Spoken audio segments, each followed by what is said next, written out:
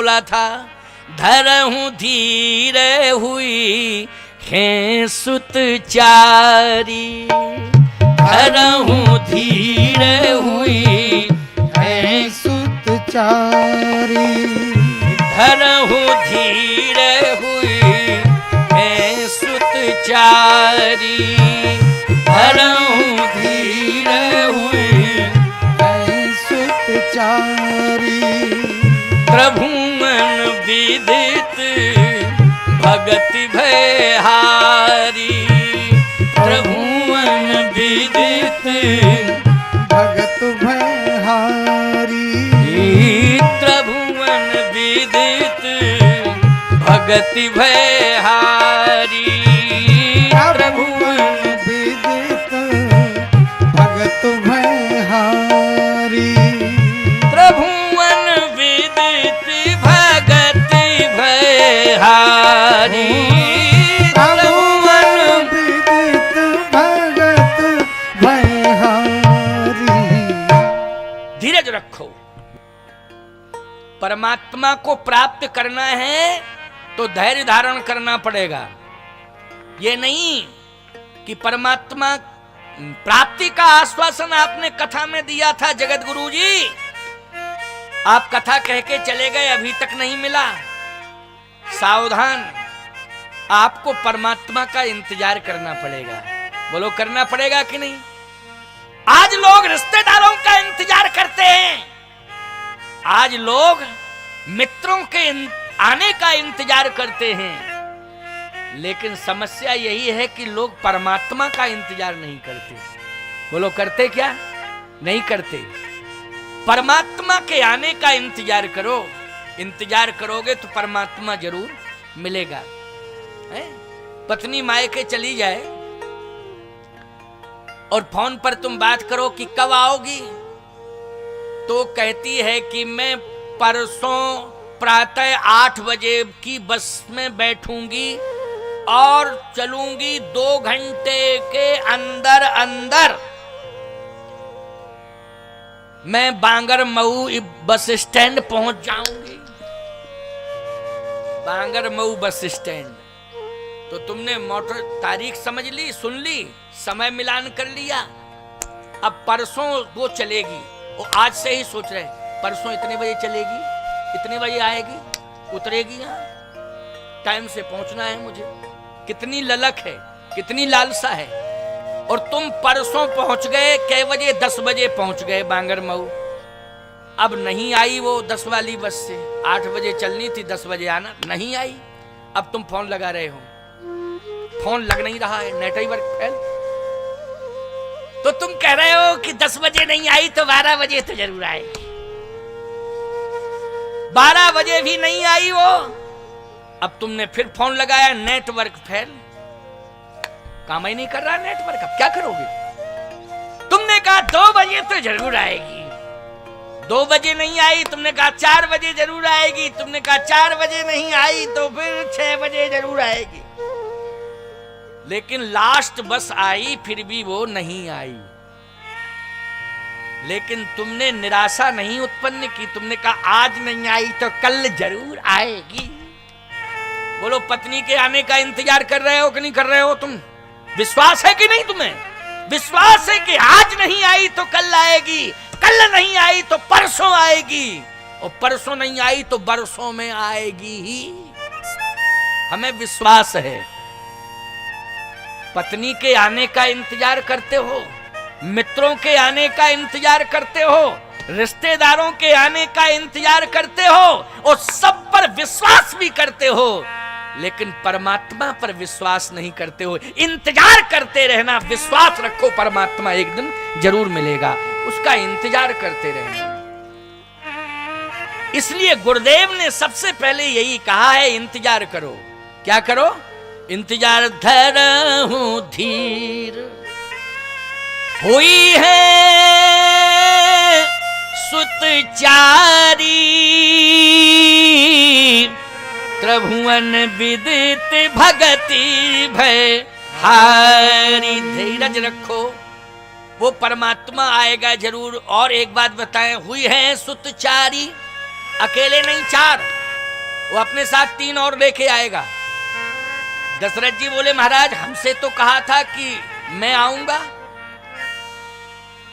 मैंने कहा चाहो तुम्हें समान सुत का आप सरिस खोजूं कहां जाई नृप तो तनय हो में आई, एक वचन है, मैं आऊंगा। वशिष्ठ जी बोले तुमसे कहा था मैं अकेले आऊंगा और मुझसे कहा था मैं 3 को और लेके आऊंगा। कहे आपसे भी कहा था? कहे हाँ हमसे कहा था, तभी तो मैं गारंटी से कह रहा हूं, गारंटी से कह रहा हूं कि आएगा, वो आएगा, आएगा निश्चित। कहे आपसे कब कहा था?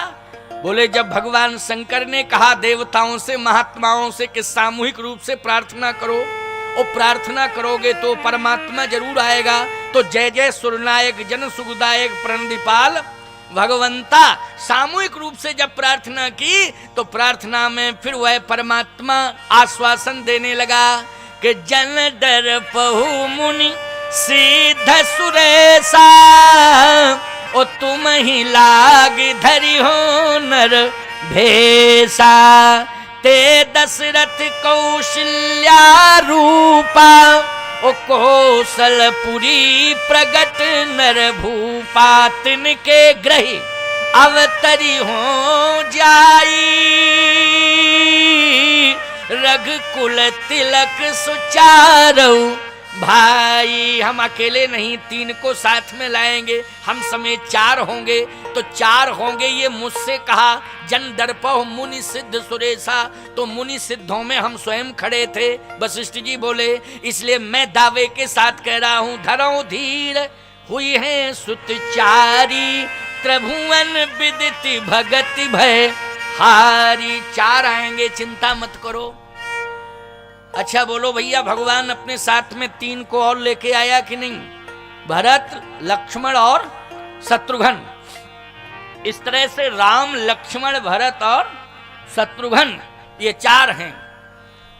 गुरुदेव ने कहा चिंता मत करो दशरथ, अंतिम श्वास तक भी वो परमात्मा तुम्हें प्राप्त हो सकता है, लेकिन फिर भी अब तुम आर्त होकर के आए हो, तुम्हारे मन में जिज्ञासा है कि परमात्मा मुझे जल्दी प्राप्त हो, तो जल्दी प्राप्त अगर परमात्मा हो सकता है तो अपने नगर में यज्ञ कराओ, यज्ञ के माध्यम से परमात्मा अवश्य आएगा।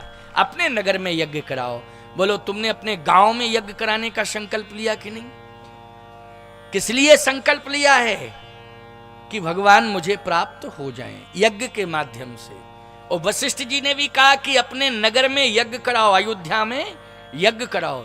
यज्ञ होगा तो निश्चित है यज्ञ के माध्यम से वो परमात्मा अवश्य ही आएगा।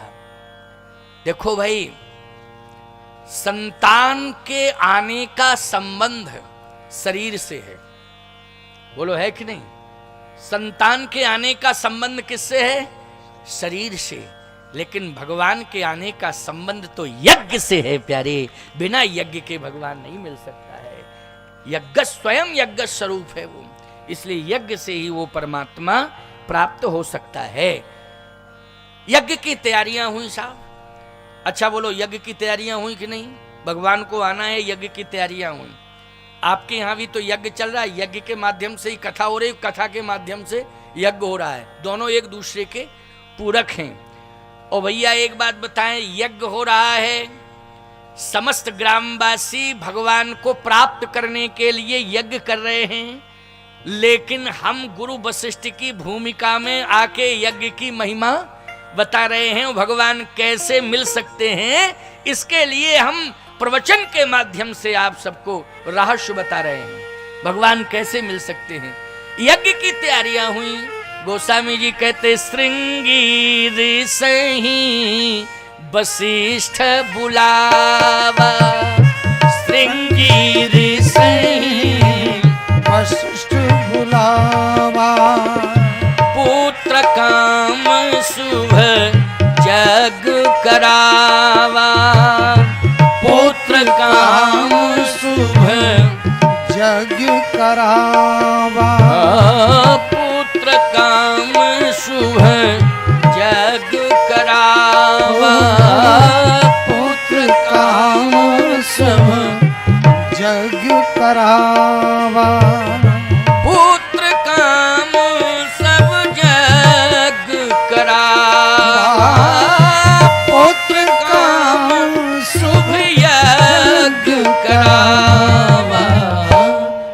काम शुभ यज्ञ करावा। श्रृंगी ऋषि वशिष्ठ बुलावा, पुत्र काम शुभ यज्ञ करावा। भैया शुभ यज्ञ, यज्ञ तो शुभ ही होता है, लेकिन यज्ञ अशुभ भी होता है। आप कहो महाराज अशुभ? हाँ, अशुभ यज्ञ किसने किया? दशरथ जी ने शुभ यज्ञ किया और दशमुख ने अशुभ यज्ञ किया। बोलो किया कि नहीं? दशमुख ने अशुभ यज्ञ किया और दशरथ ने शुभ यज्ञ किया। वशिष्ठ के माध्यम से शुभ यज्ञ हुआ। नाथ करे रावण एक जागा, ओ सिद्ध होए नहीं मरे अभागा। ये अशुभ यज्ञ है। मैं ना मरूं और सबको मारूं, इसके लिए यज्ञ कर रहा है। देखा आपने? मैं सबको मारूं और मुझे कोई ना मारे, मैं ना मरूं। बोलो भाई ये शुभ यज्ञ है कि अशुभ यज्ञ है? जल्दी बोलो। है? ये अशुभ यज्ञ है कि मैं सबको मारूं और मुझे कोई ना मारे और मैं कभी ना मरूं, इसके लिए यज्ञ कर रहा है। ये अशुभ यज्ञ है, तामसी यज्ञ है। समझ गए हो कि नहीं? लेकिन दशरथ जी ने भगवत प्राप्ति के लिए याद रखना शुभ यज्ञ किया है। आप सब भी ग्रामवासी, भगवान की पैसारी ग्रामवासी भगवान की प्राप्ति के लिए शुभ यज्ञ कर रहे हैं, विष्णु याग कर रहे हैं। यही है शुभ यज्ञ प्यारे। 21 कुंडात्मक शुभ यज्ञ है। 21 कुंडात्मक। हाँ, 21 कुंडी हो रहा है ना। ये शुभ यज्ञ है। अयोध्या में भी शुभ यज्ञ हुआ है। श्रृंगी ऋषि आदि आदि ऋषि मुनि महात्मा आए। देखो भैया एक बात बताएं, यज्ञ हो और उसमें महात्मा ना आए तो फिर वो यज्ञ सफल नहीं है। महात्मा ना आवे तो यज्ञ सफल नहीं है। लेकिन आपने महात्मा को आमंत्रित किया है। हम इसलिए नहीं कह रहे हैं कि हम आ गए इसलिए सफल हो रहा है यज्ञ। आपने महात्मा को आमंत्रित किया है और शुभ यज्ञ की सफलता का यही स्वरूप है, यही प्रमाण है कि जिस यज्ञ में संत आ जाते हैं और संत वाणी से सत्संग हो जाता है तो होमात्मक यज्ञ के साथ साथ संत वाणी से ज्ञान यज्ञ भी हो जाता है प्यारे। तो ये एक यज्ञ नहीं, दो दो यज्ञ हो गए। बोलो हो गए कि नहीं हो गए? ये संत वाणी से आपको ज्ञान यज्ञ सुनने को मिल रहा है। तो ज्ञान यज्ञ, अच्छा बोलो ये जितने भी इस ज्ञान यज्ञ में सुंदर सुंदर संकेत सदाचरण के मिल रहे हैं, बोलो इन्हीं शुभ संकेतों से ही भगवान प्राप्त होंगे कि नहीं होंगे? इन्हीं शुभ संकेतों से भगवान प्राप्त होंगे। तो भैया बात यह है कि आप सब जो है प्रेमी नेमी हो, आप सब कथा के प्रेमी नेमी स्नेही हो। भगवान आने वाले हैं, यज्ञ के माध्यम से आने वाले हैं। यज्ञ हुआ, यज्ञ में फलश्रुति के रूप में कौन प्राप्त हुआ? यज्ञ में कै भगति सहित मुनियाहुति दीन है। भगति सहित मुनि आहुति दीन है। प्रगटे अग्न चरु कर लीन है। जैसे ही भक्ति पूर्वक आहुति समर्पित की तो अग्निदेव हविष्यान्न लेके खीर लेके प्रकट हो गए। बोलिए अग्निदेव भगवान की। अग्निदेव प्रकट हो गए। बोलो यही फलश्रुति है कि नहीं? यज्ञ में अग्निदेव प्रकट हो जाएं। और सही बात तो यह कि अग्निदेव खीर लेकर के प्रकट हो जाएं। अग्नि खीर को जलाती है। अग्नि का काम क्या है बोलो? खीर को जलाना। लेकिन प्यारे यही तो प्रत्यक्ष प्रमाण है कि अग्नि के हाथ में खीर है, लेकिन अग्नि की उष्णता खीर की शीतलता को नष्ट नहीं कर रही है। बोलो यही भगवत स्वरूप है कि नहीं, यही भगवत अस्तित्व है कि नहीं? बोलो भाई। जिस अस्तित्व को कोई नष्ट ना कर सके वही है भगवत अस्तित्व। बोलो भाई। नहीं, अग्नि क्या करती है काम? बोलो, अग्नि का काम क्या है? खीर को आपने आहुति दी और अग्नि का काम है भस्म करना, है नहीं? लेकिन अग्नि देव स्वयं प्रकट हो गए खीर को लेकर के, और खीर का अस्तित्व जो है पूर्ण रूप से सुरक्षित है सुरक्षित कि नहीं? और आज उसी खीर को अग्निदेव सौंप रहे हैं। किसे सौंप रहे हैं? महाराज दशरथ को। प्रगटे अग्नि चरु कर लीन है, का जो वशिष्ठ कछु हृदय विचारा, और सकल काज भासिध तुम्हारा, यह हबी बात देहु नृप जाई, जथा जोग यही भाग बनाई। ये प्रसाद तीनों महारानियों में बांट दो। ये नहीं कहा कि दशरथ तुम भी ग्रहण करो और तीनों महारानियां ग्रहण करें, ये नहीं कहा।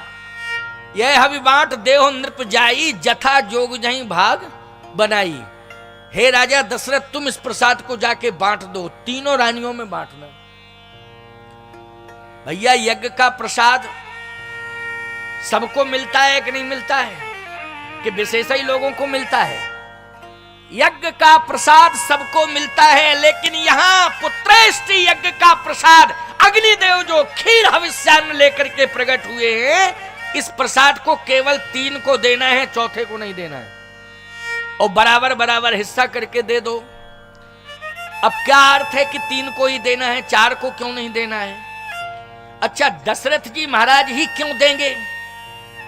वशिष्ठ जी के हाथ से भी तो प्रसाद दिया जा सकता था। अच्छा बोलो भैया, किसी कामना को लेकर के अगर आप आए हैं और प्रसाद से कामना पूरी हो रही, तो गुरुजी के हाथ से अगर प्रसाद मिले तो और अच्छा होता कि नहीं होता? जल्दी बोलो, किसके हाथ से? गुरुदेव के हाथ से प्रसाद मिले। जैसे आप मंच पर आए, हमारा चेला अपने हाथ से दे अलग बात है, हम अपने हाथ से दें तो अलग बात है। बोलो, बात है कि नहीं? और आप चाहते वो गुरुजी स्वयं अपने हाथ से प्रसाद देवें, गुरुजी स्वयं अपने हाथ से प्रसाद देवें, गुरुजी अपने हाथ से आशीर्वाद देवें। हम बैठे हों और तुम हमें प्रणाम करो, चेला हमारा कहे खुश रहो, बगल वाला कहे प्रसन्न रहो, तो लोग यही कहेंगे वाह, गुरुजी मौन बैठे हैं, अगल बगल वाले बोल रहे हैं। अरे भाई, गुरुजी जी न कहेंगे खुश रहो, आशीर्वाद, प्रसन्न रहो, मंगल हो, कल्याण हो, तभी तो ठीक रहेगा। है? वशिष्ठ जी महाराज ने प्रसाद क्यों नहीं दिया? अग्निदेव ने ये तो कहा है कि जो वशिष्ठ कछु हृदय विचारा, सकल काज भासिद्ध तुम्हारा। लेकिन यह हबी बांट देव नृप जाई, दशरथ तुम प्रसाद जाके बांटो। कारण यह है कि यह प्रसाद 3 तत्वों से बना है। अब ध्यान से सुनना इस बात को। यह प्रसाद 3 तत्वों से बना है। 3 तत्व कौन कौन है? एक तो उसमें चावल तत्व समाहित है। क्यों भाई? चावल। दूसरा दूध तत्व है ना? और तीसरा शक्कर, शर्करा, खाण तत्व। इसको क्या बोलते हैं? शर्करा को खाण बोलते हैं। खाण तत्व है, दूध तत्व है और चावल तत्व है। 3 तत्वों से खीर बनती कि नहीं बनती? जैसे आपने केवल चावल और दूध डाल दिया, शक्कर नहीं डाली, शर्करा, अगर शक्कर आपने चीनी नहीं डाली, शक्कर नहीं डाली, तो बोलो ईमानदारी से वो खीर स्वादहीन मानी जाएगी कि नहीं मानी जाएगी? और केवल आपने चावल और शक्कर डाल दी, दूध नहीं डाला, तब भी वो बेकार है। क्यों भाई? है बेकार कि नहीं? अच्छा, आपने केवल दूध और चीनी डाली, चावल नहीं डाला, तो वो खीर ही नहीं है, फिर तो है रबड़ी। क्यों भाई? उसको क्या कहोगे? खीर कहोगे कि रबड़ी? क्यों भाई? रबड़ी कहोगे कि नहीं कहोगे? यहाँ क्या बोलते हैं? जो दूध घोंट घोंट करके चीनी दूध को रबड़ी ही तो बोलते हैं। रबड़ी, वो खीर कहाँ है? लेकिन प्यारे, चावल, दूध और चीनी, ये तीनों यदि उसमें पड़ जाएं तो क्या बन जाती है? खीर बन जाती है। अच्छा सही बताना, चावल किसके माध्यम से आया? याद रखना, चावल कृषि निरावह चतुर किसाना, किसान ने धान बोई और धान से चावल आया। इसका मतलब है कर्म से संबंधित है। बोलो भाई, किससे संबंधित है? चावल कर्म। अच्छा, दूध किससे संबंधित है? बोले दूध है ज्ञान से संबंधित, बुद्धिवर्धक होता है ना दूध। बोलो, जो दूध पीता है। अच्छा एक बात बताओ, आप लोग दूध किस लिए पीते हो? बुद्धि बल दोनों बढ़े, बुद्धि और बल बोल रहा हूं। भैंस के दूध से बल तो बढ़ता है लेकिन बुद्धि नहीं बढ़ती है, और गौ माता के दूध से बल भी बढ़ता है और बुद्धि भी बढ़ती है। इसलिए प्रयास किया करो कि ज्यादा से ज्यादा गौ माता का दूध पिया करो, बुद्धि और बल बढ़ाने के लिए हैं। लेकिन लोग संपत्ति बढ़ाने के चक्कर में भैंस का प्रयोग करते हैं, भैंस के दूध का। वो लोग करते हैं कि नहीं? क्योंकि ज्यादा दूध देती है, पैसा ज्यादा आता है, इसलिए संपत्ति बढ़ती है। अरे मैं कहता हूं, संपत्ति बढ़ाते जाओगे कि बुद्धि भी बढ़ाओगे? अगर संपत्ति ही बढ़ाते जाओगे, बुद्धि नहीं बढ़ाओगे, तो संपत्ति और बल तो बढ़ जाएगा लेकिन रावण बन जाओगे। क्या बन जाओगे? बोले दसमुख बन जाओगे। और गौ माता का दूध पियोगे तो बल भी बढ़ेगा, बुद्धि भी और संपत्ति भी, तो दशरथ बन जाओगे। अच्छा बोलो, दशरथ बनना है कि दसमुख बनना है? दशरथ बनना है तो गाय का दूध पियो, दसमुख बनना है तो भैंस का पियो। हमें कोई दिक्कत नहीं है, हम तो क्लियर बोल रहे हैं भाई। ये तो निर्णय, ये डिसीजन तो तुम्हें लेना है। अब तुम जानो, तुम्हारा काम जाने। हमने तो रास्ता बता दिया है। क्यों भाई? क्या बताया? रास्ता बताया। इसलिए गौ माँ का पालन पोषण करो, गौ माँ का दूध पिया करो।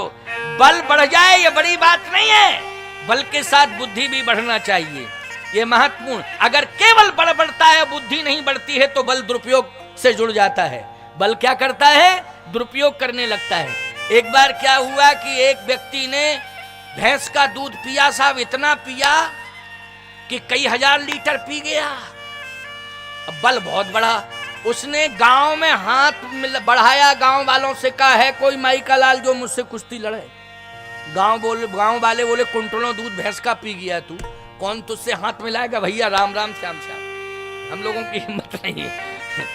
उसने पूरे जिले को चैलेंज कर दिया, है कोई जिले में जो मुझसे हाथ मिलाए? मैं कुश्ती लड़ना चाहता हूं। जिले के लोग बोले, तूने इतना दूध पिया है भैंस का कि कोई भी जिले का पहलवान ऐसा नहीं है कि तुझसे हाथ मिलाए। उसने पूरे प्रदेश को चैलेंज कर दिया, प्रदेश में कोई तैयार नहीं हुआ कुश्ती लड़ने के लिए। उसने देश को चैलेंज कर दिया, देश में कोई तैयार नहीं हुआ। उसने पूरे विश्व को चैलेंज कर दिया, तो विश्व में कोई तैयार नहीं हुआ। उसको खिताब मिल गया विश्व चैंपियन, विश्व चैंपियन बन गया वो। एक दिन उसने कहा कि लड़ना तो है ही है मुझे, लेकिन विश्व में कोई लड़ने को तैयार नहीं है, लेकिन लड़ूंगा जरूर।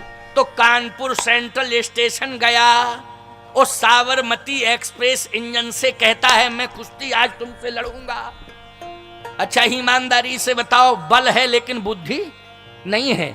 और जब बल है बुद्धि नहीं है, और जाकर के कानपुर सेंट्रल स्टेशन पर साबरमती एक्सप्रेस आ रही थी, और जैसे ही इंजन सामने आया तो कहता है कि आज तुझसे ही कुश्ती लड़ूंगा। और जैसे कूद करके चैलेंज करने लगा तो 2 सेकंड में जिंदगी भर का दूध गायब हो गया, पता ही नहीं चला उसका। अच्छा बोलो, बल था लेकिन बुद्धि नहीं थी। तो इसलिए बुद्धि बल, हनुमान जी महाराज अतुलित बल धामम है लेकिन बुद्धि मताम वरिष्ठम है।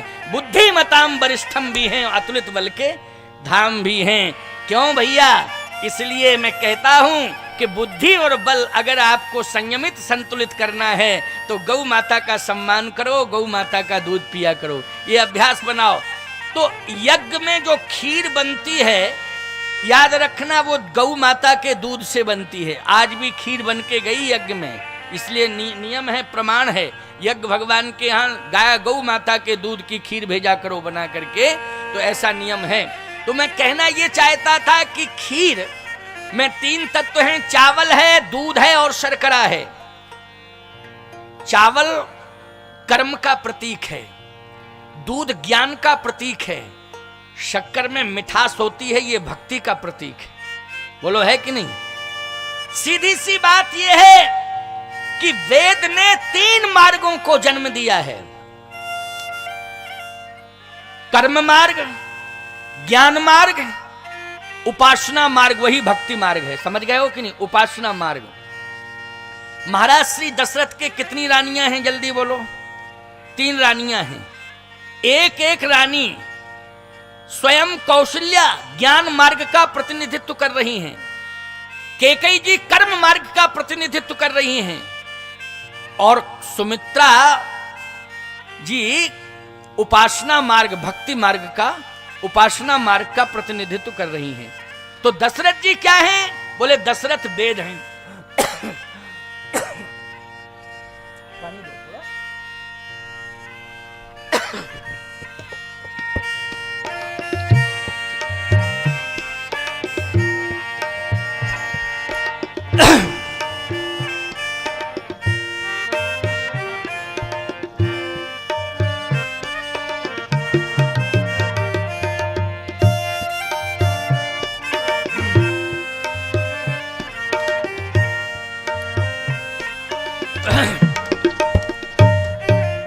महाराज श्री दशरथ वेदो दशरथो नृपा, वो साक्षात वेद हैं। कल्पना करिए, वेद ने ही तो 3 मार्गों को खड़ा किया है। किसने किया है? वेद ने 3 मार्गों को खड़ा किया है। इसलिए अग्निदेव ने इस बात को कहा है कि दशरथ तुम वेद हो, इसलिए तुम्हें भगवान चाहिए, तो पहले मार्गों का निर्माण करो कि किस मार्ग से भगवान आएगा। बोलो भैया, बिना मार्ग के आएगा क्या भगवान? नहीं आएगा। इसलिए मार्ग का निर्माण करो। तो याद रखना, ये 3 मार्गों का निर्माण दशरथ रूपी वेद ने किया है। कौशल्या ज्ञान मार्ग का प्रतिनिधित्व कर रही है, कैकेयी कर्म मार्ग का प्रतिनिधित्व कर रही है, और सुमित्रा उपासना और भक्ति मार्ग का प्रतिनिधित्व कर रही हैं। दशरथ जी महाराज से यज्ञ भगवान ने कहा कि जाओ ये खीर बांट के आओ। अच्छा बोलो भैया, ये खीर जो है तीनों महारानियों को मिलनी है। और जब तीनों महारानियां जो है इसको ग्रहण करेंगी, तो ईमानदारी से बताओ, इसमें 3 तत्व समाहित हैं, ज्ञान तत्व, कर्म तत्व और भक्ति तत्व, उपासना तत्व। बोलो समाहित है कि नहीं खीर में? यही संकेत है ना खीर का। तीनों तत्व समाहित हैं, इसलिए इन तीनों तत्वों के माध्यम से ही परमात्मा को आना है। परमात्मा अपने साथ 3 को और लाएगा। बोले 3 कौन हैं? भरत, लक्ष्मण और शत्रुघ्न। लेकिन समस्या इस बात की है भैया कि रानियां हैं 3 और आ रहे हैं 4, बेटे आ रहे हैं 4, लेकिन महारानियां 3 हैं। तो अब आप देखें विभाजन की स्थिति कैसी बनी। विभाजन में ही क्लियर हो जाएगा, क्योंकि 3 ही मार्ग हैं और 3 ही माताएं हैं, और आना है 4 पुत्रों को। तो आखिर 3 माताएं हैं, 3 मार्ग हैं, तो 4 कैसे आएंगे? क्या चौथा मार्ग का निर्माण किया जाएगा कि उन तीनों में से ही कोई ऐसा मार्ग होगा जिसमें 2 स्वयं चल के आएंगे एक साथ, एक ही मार्ग से 2 पुत्र चल के आएंगे? इस बात का स्पष्टीकरण होना है, जरा ध्यान से सुनना। बोले यही है बात, यह हबी बात देहु नृप जाई, और जथा जोग जहि भाग बनाई। जाओ यथा योग भाग बना के बांट दो। जैसे ही महाराज श्री दशरथ गुरुजी को प्रणाम करके गए, और प्रणाम करके जैसे ही पहुंचते हैं तो तीनों महारानियां खड़ी थीं। तो अर्ध भाग कौशल्य दीना, उभय भाग आधे पुण्य कीना। आधा भाग कौशल्या जी को दे दिया। भैया 3 भाग होने चाहिए थे कि नहीं? 3 भाग। अब 3 भाग होने चाहिए थे प्यारे, तो 3 भाग हो जाते तो कौशल्या जी को 1 भाग मिलता, एक कैकेयी को मिलता, एक सुमित्रा को मिल जाता। लेकिन महाराज श्री दशरथ ने जाते ही आधा भाग दे दिया कौशल्या जी को। इसका मतलब है कि विभाजन में गड़बड़ी आ गई। वो लोग आ गई कि नहीं आ गई? आधा भाग कौशल्या जी को दिया। अब जैसे ही आधा कौशल्या जी को दिया तो आधे में से आधा करके केकई जी को देने लगे। केकई कह सो नृप देवू, और जैसे ही केकई को दिया तो केकई ने हाथ में तो लिया, लेकिन उस आधे में से आधे भाग को उछालने लगी और कहती है, ये बताइए महाराज, जब अग्निदेव ने ये कहा था कि ये यथा योग जहीं भाग बनाई, यथा योग जहीं भाग बनाई, तो यथा योग भाग करके जब वितरण करना ही था तो आपको 3 भाग करने चाहिए थे, लेकिन आपने आधा जो है बड़ी दीदी को दे दिया और आधे में से आधा करके मुझे दिया। तो जो अग्निदेव ने आपको कहा था उस वचन का आपने पालन क्यों नहीं किया?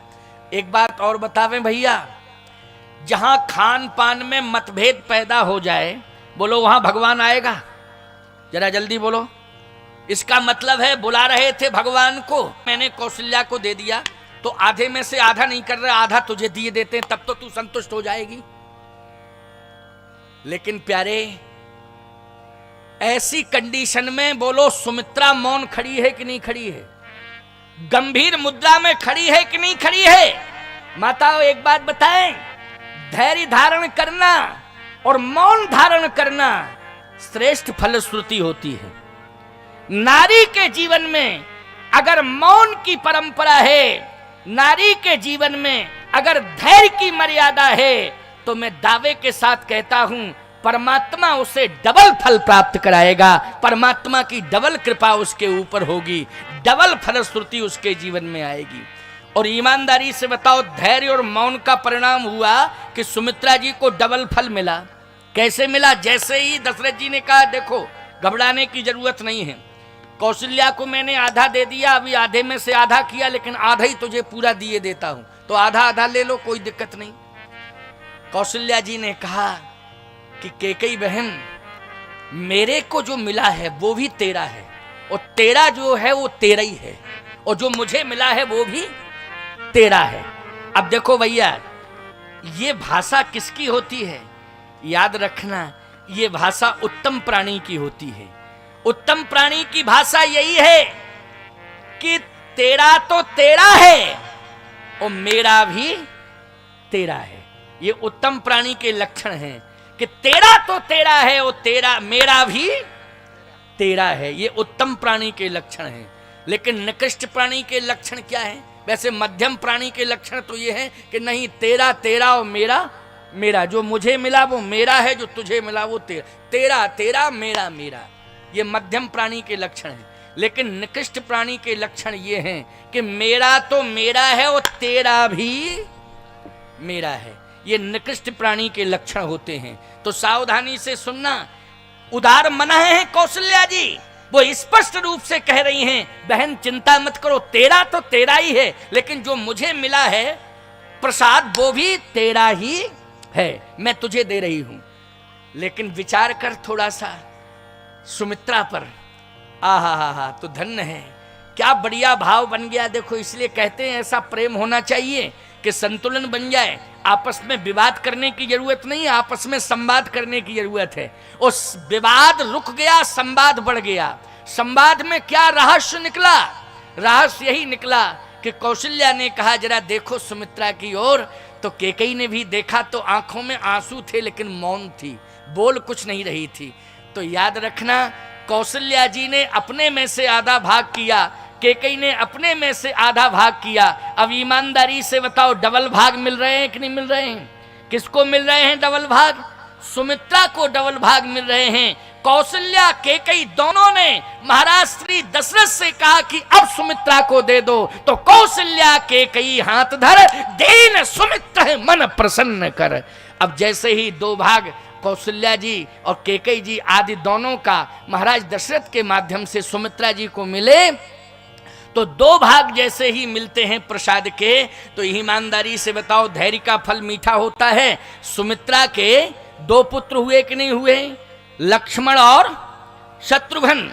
जैसे ही दोनों कृपा करके सुमित्रा जी को ये दोनों यज्ञ का प्रसाद फल के रूप में प्राप्त हो रहा था, सुमित्रा जी को मिल रहा था, उसी समय सुमित्रा की आंखों में आंसू तो थे ही। बोल पड़ी सुमित्रा, क्या दोनों बहनों ने मेरे ऊपर बड़ी कृपा की है, दोनों बहनों ने मेरे ऊपर बड़ी कृपा की है, इसलिए आज हम प्रतिज्ञा करती हैं कि अगर दोनों बहनों की कृपा से, कृपा प्रसाद से अगर मेरे 2 पुत्र होते हैं तो सुमित्रा कहती है एक पुत्र मैं बड़ी दीदी कौशल्या के बेटे की सेवा में लगा दूंगी और दूसरा बेटा मैं कैकेयी दीदी के बेटे की सेवा में लगा दूंगी। मैं अपने पास दोनों में से किसी भी पुत्र को नहीं रखूंगी, समर्पित कर दूंगी। बोलो, सुमित्रा जी ने दोनों बेटे लक्ष्मण को राम की सेवा में लगा दिया और शत्रुघ्न को भरत जी की सेवा में लगा दिया। इस तरह से प्रेम से वो प्रसाद का वितरण हुआ।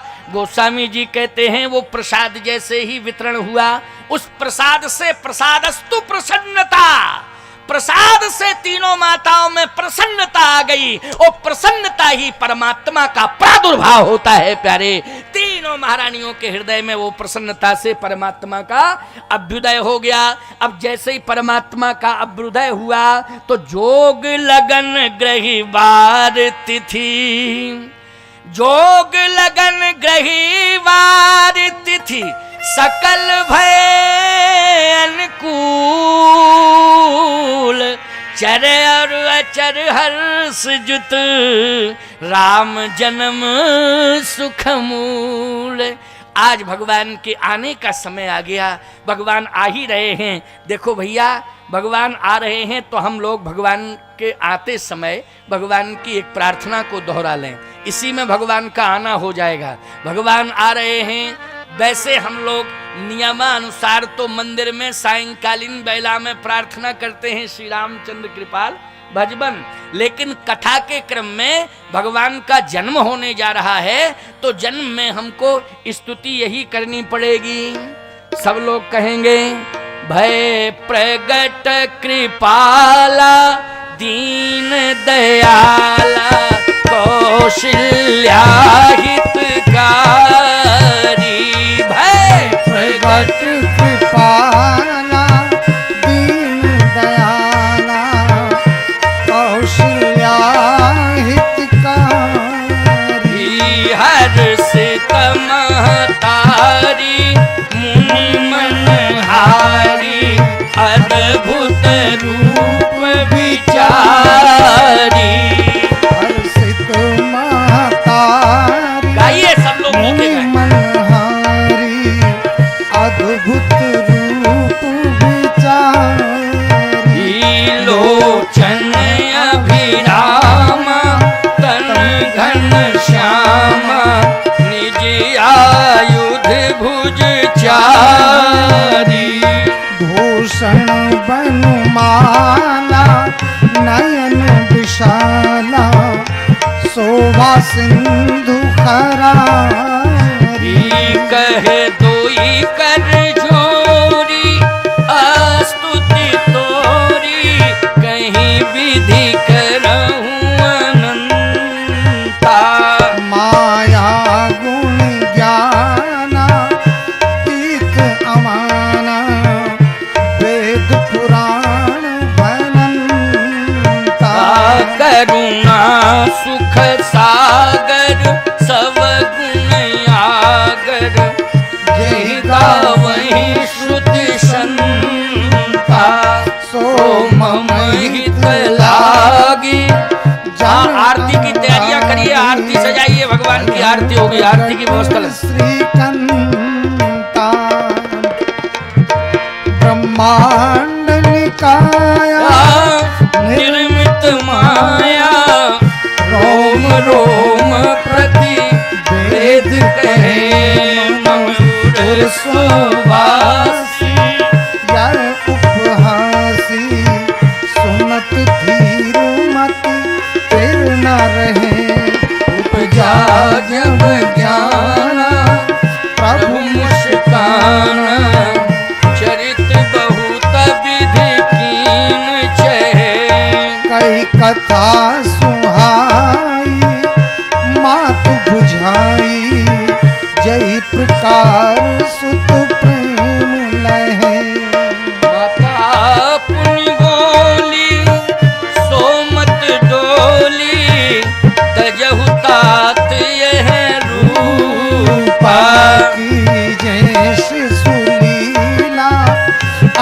प्रियशीला यह सुख परम अनुपा सुन बचन सुजाना रोदन खाना होए बालक सुर भूपा।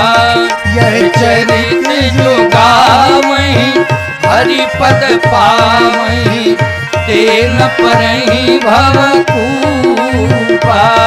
यही चरित जो गावहीं हरि पद पावहीं तेन परहीं भवकूपा। विप्रधेनु सुर संत हित लीन मनुज अवतार निजीक्षा निर्मित तनु